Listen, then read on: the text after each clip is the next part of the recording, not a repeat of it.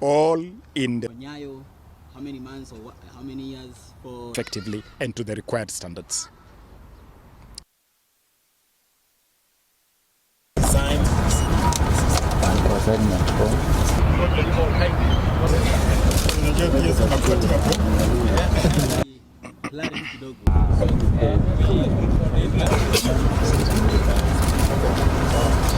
They are all designed to Green Star standard.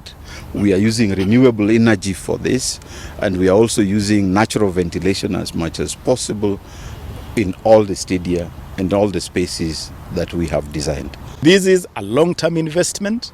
We really want AFCON 2027.